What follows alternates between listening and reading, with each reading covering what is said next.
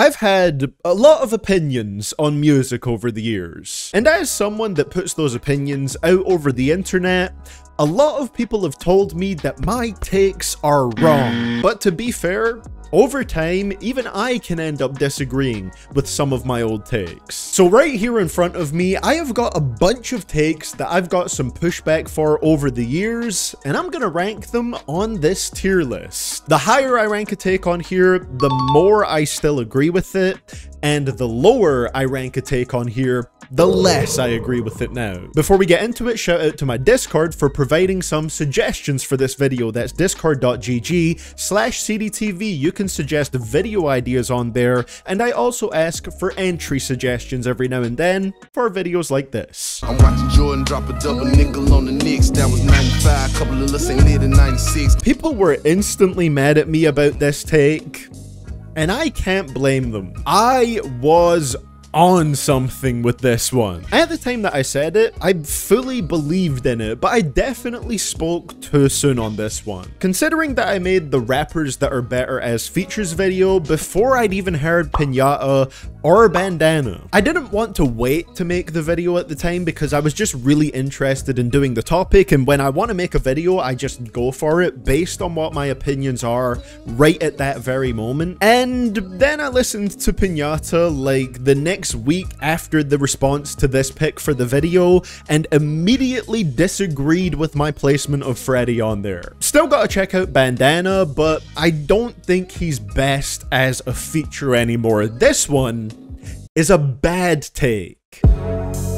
We put out the feathers for this type of weather. She put it a club to bust up a dub. I've got to be honest, I still don't think I was entirely tripping with my thoughts on this album, but I did watch my reaction to it back before doing this video, and I would agree that it's not one of my best reactions. I'm gonna put this one in the A tier because I still agree with the overall sentiment of my first reaction to it, but my final rating for the project was a 6 out of 10, which is probably a little bit higher than you might expect it to be from how sort of underwhelmed I was on my first listen. Listen, it didn't click for me like that. There are a lot of moments that I like on this album, but some of the full songs just don't go very crazy for me, and some of the performances feel a little generic and weak. I don't think it's bad, I've just never felt like it's this massively revolutionary album. Like, it's just a perfectly fine Metro Boomin trap project with cinematic trap production. But if you want some highly produced, polished sounding trap music,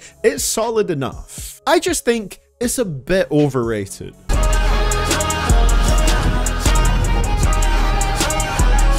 Yep. Still agree with this one fully. I think Don Toliver is extremely middling on his own music, and his recent output has done nothing to change my mind on that. Heartstone Psycho, I gave it a straight 5 out of 10. Like, it was perfectly okay, but did nothing to sell me on Don's music. The way I've put it before is I feel like there's nothing I can really get from Don Toliver's music that I can't get better from somewhere else, and I still fully feel that way. He always shines to me the most on his feature appearances, but when left to carry a track on his own, most of the time I can't help but lose interest very quickly. Not to say he doesn't have some bops here and there are some tracks from him that I do really enjoy, but they're just pretty rare for me.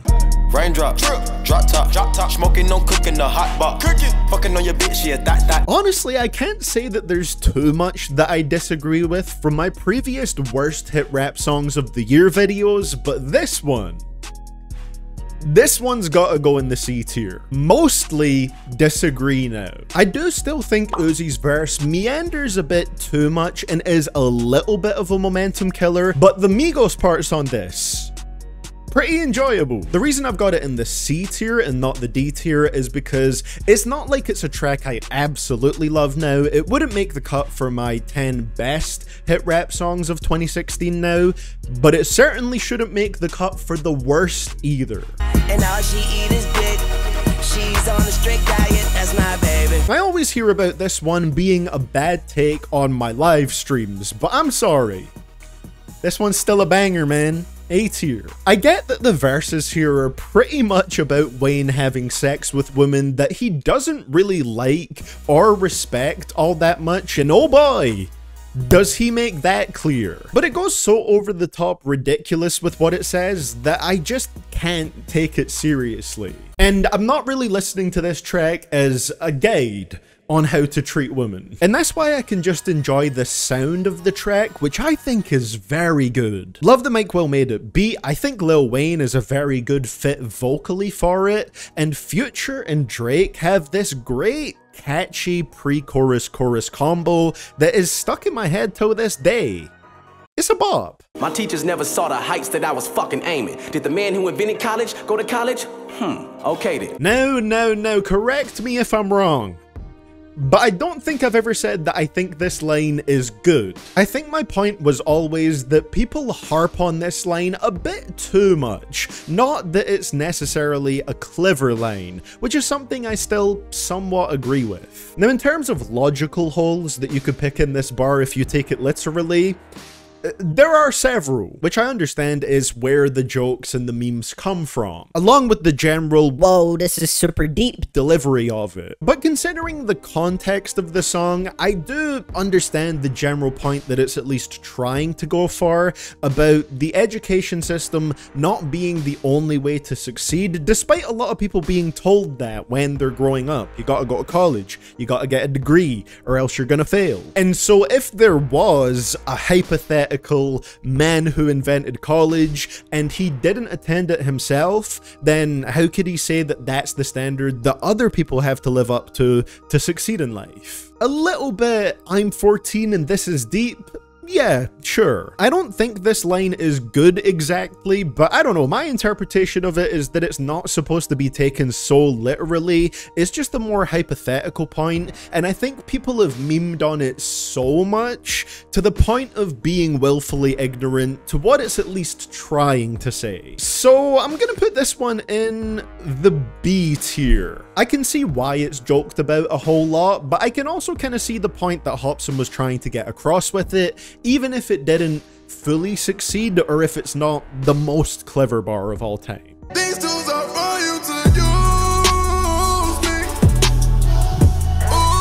Look, I was speaking the truth here. Hop all the way on up to that S tier, Hendrix. I think your opinion on Hendrix really depends on which side of Future's music you enjoy the most, because if you've listened to Future's entire discography, one thing that I'll give him is I don't really think he's a one-note artist. He has a few different styles, some that I'm more fond of than others, but with Hendrix, I think there's a lot of bad vocals on here and beats that just don't really work that well with Future's voice, at least for my ears. To me personally, We Still Don't Trust You is a much better take on the R&B/rap fusion side of Future. I'm about to fuck this cash up on a new toy.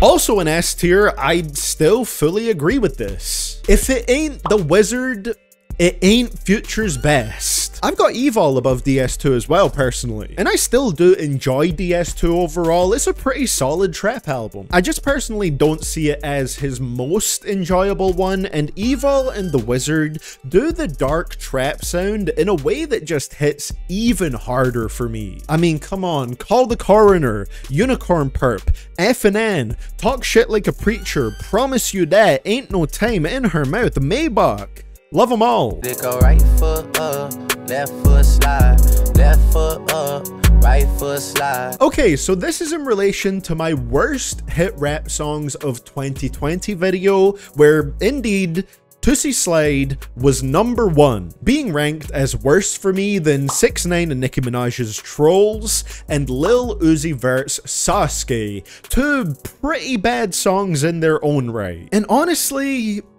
I think I still mostly agree with this. With Sasuke, it's very close because that song is near enough the scientific distillation of ass to my ears, with some of the worst sounding deliveries that Uzi was doing at the time. But I think Toosie Slide might still be worse for me just because of how aggressively plain and lifeless it feels. You see this right here? This is Toosie Slide.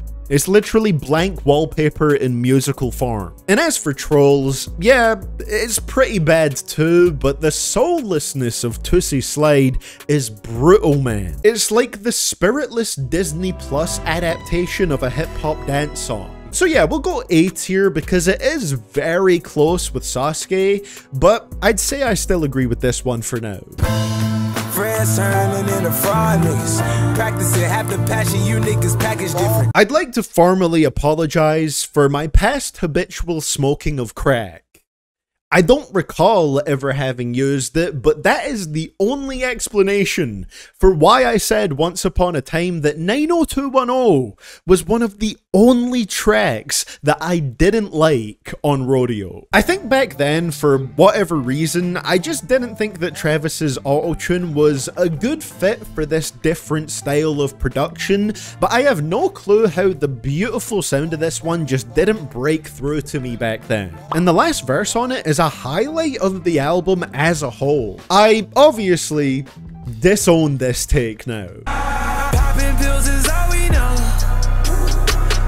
Inhales is all we know. On the other hand, this one I still wholeheartedly agree with. Look, I don't think Antidote is bad, but it's just one of the very okay points on Rodeo. My favorite part has been and still is the short rapping verse, but Travis's more high-pitched delivery that makes up pretty much the rest of the song just doesn't really do it for me. Really good hazy production, as is the standard for Rodeo, but it's not a song that I ever come back to on its own. Not exactly a bad track, just a bit overhyped to me, being one of Travis's biggest hits. One, go, two, like I'm shot my ranks. Skinny nigga, but my dick long. Ferg over Rocky. This is one that I've definitely changed my mind a bit on. I'm not a massive fan of either anyway, so it's not a topic that I feel too strongly on, which is why I'm just going to put it in the B tier for now. But I think I am starting to flip a little bit more the other way. I still do like Ferg's energy, and he undeniably has bangers, but within the past couple of years, I revisited At Long Last ASAP, and I'd be hard-pressed to say that Ferg has a single album that's quite on that level. They both offer something a little bit different, but if we are going to compare them, Rocky is a more well-rounded artist for sure.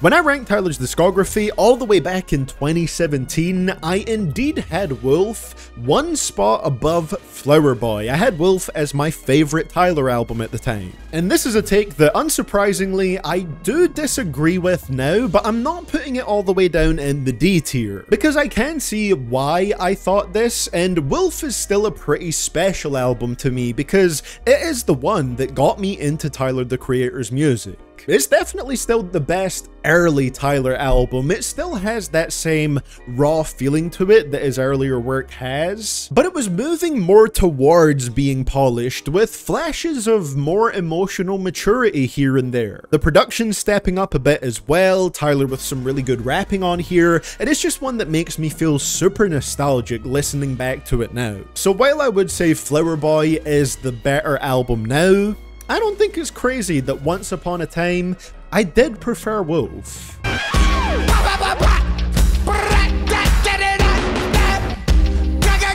I have had around 7 years now to sit with this take, think about it, revisit the album every now and then, and I still think it's around a 6, maybe a 7 at a push. I don't fully see what other people seem to with this one, because a lot of people would say that this project is a 9 or a 10 out of 10, and I wish that was my experience with it, but it's just not. That's not the way I feel about it when I listen to it. With that being said, I am going to put it into the changed my mind a bit B tier, because I definitely wouldn't say that it's as low as a 5 out of 10 now. In my most recent listen, which was literally a couple days ago to this project, does have me feeling like it could be a high 6 to a low 7 for me. And 7 is probably the highest my rating has ever been for this project. It does have a lot of cool production, some cool verses on there, but there's something about it that just doesn't fully resonate with me. I can appreciate the mental health content side of it. The album feels like a new beginning in a lot of ways. There's stuff I appreciate about it, it's just not fully clicked for me on that level,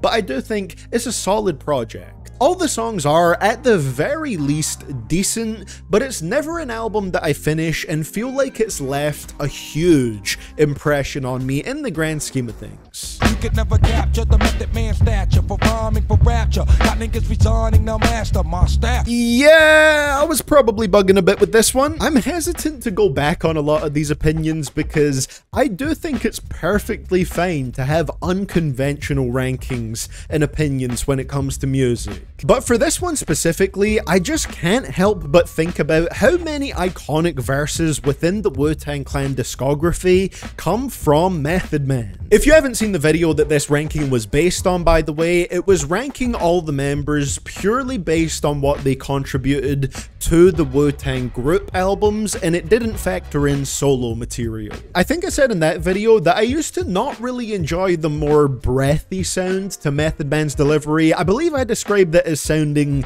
almost asthmatic, but all these years later, I do appreciate the way his rapping sounds a lot, and his personality shines through the more and more that I hear him. I don't think I'd rank him below Mr. Killer or Inspector Deck anymore, so this one is a C tier take.